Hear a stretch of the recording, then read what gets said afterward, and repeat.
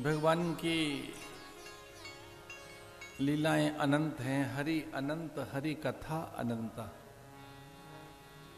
जैसे भगवान अनंत हैं ऐसी उनकी कथाएं अनंत हैं, अनंत चरित्र हैं, अनंत लीलाएं हैं,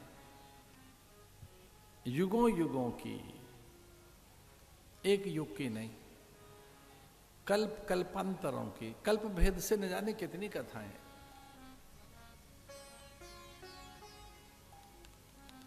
सुखदेव मुनि राजा परीक्षित पर अत्यंत अनुग्रहशील होते हुए कहते हैं, श्रूयताम मानवो वंश प्राचुर्येण परंतपः न शक्यते विस्तरतो वक्तुम वर्षे शतैरपि।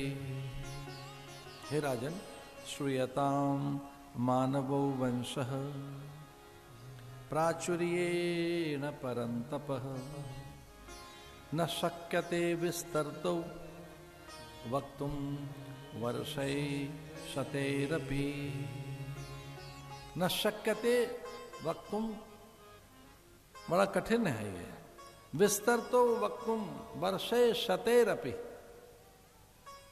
इतना विशाल कथा का भंडार है। न शक्यते, बोला नहीं जा सकता, वक्तुम वर्षे शतैरपि, 100 साल तक बोलता रहूं। हे राजा परीक्षित, में 100 साल तक भी कथाएं सुनाता रहूं तो ये एक इस वंश की कथाएं पूरे 100 साल में नहीं हो पाएंगी। किस वंश की? इक्ष्वाकु वंश की, मानवो वंश, मनुवंश की। इसमें इक्ष्वाकु नाम के जो राजा हुए, उस वंश में जहां कवि सुदुम्न, सरियाती, नभग, नाभाग, अंबरीश, दिलीप, भागीरथ, दिलीप और ये रघु, दीर्घतमा, दीर्घबाहु, अज, दशरथ,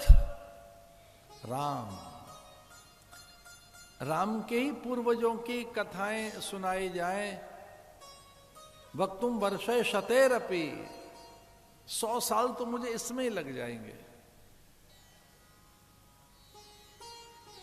दिलीप ने किस ढंग से गौ की सेवा की, नंदनी प्रसन्न हो गई 21वें दिन और कहा कि तेरे यहां नारायण आएंगे पुत्र के रूप में, ऐसे रघु। फिर रघुवंश में किस तरह से सेवा हुई, रघु, दीर्घतमा, दीर्घबाहु, अज। जैसे अज प्रकट हुए थे तो ऐसा लगा था विष्णु आ गया। इंद्र का साहस नहीं होता था आसन पर बैठने का।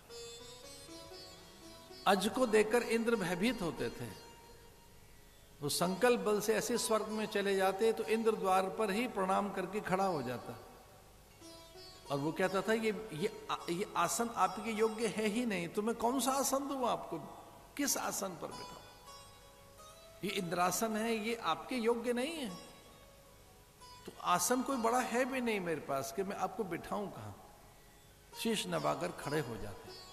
सच पत्नी वो इंदिरा आदि अप्सराएं साहस नहीं जुटा सकते थे देखने का। उनकी पत्नी की आंखों में झांक कर देख नहीं सकते थे। इंद्राणी के इतने सामर्थ्य नहीं थे कि अज की पत्नी की आंखों में झांक कर देख सके। उन्हें लगता था अब नारायण ही हैं। इतना तप हुआ उस परंपरा में, इक्ष्वाकु वंश परंपरा में। ये सारे के सारे राजा अयोध्या के इक्ष्वाकु वंश परंपरा के प्रतापी सम्राट, कवि सुदुम्न, नभग, शरियाती, अंबरीश, दिलीप, अंशुमान, भागीरथ, हरिश्चंद्र, अज।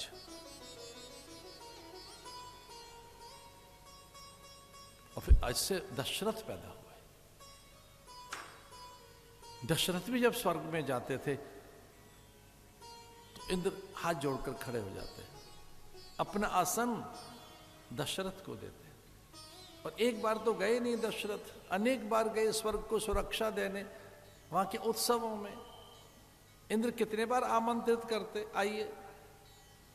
और जब इंद्र के यहां पहुंचते दशरथ, तो उस आसन पर आधे हिस्से में दशरथ बैठते और बाईं ओर आधे हिस्से में इंद्र बैठते थे। लेकिन इंद्राणी कभी आसन पर नहीं बैठी। इंद्राणी उच्च आसन देती थी कैकेयी को, और अपने हाथ में चंवर ले लेती और चंवर डुलाती रहती।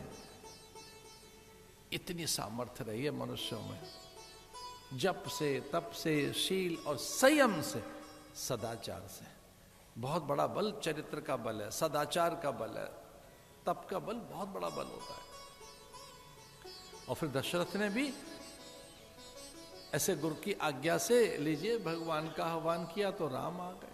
तो इनकी परंपरा में दिलीप, अंशुमान, भागीरथ जो गंगा जी को ले आए, जो दुर्लभ कार्य हुआ धरती पर,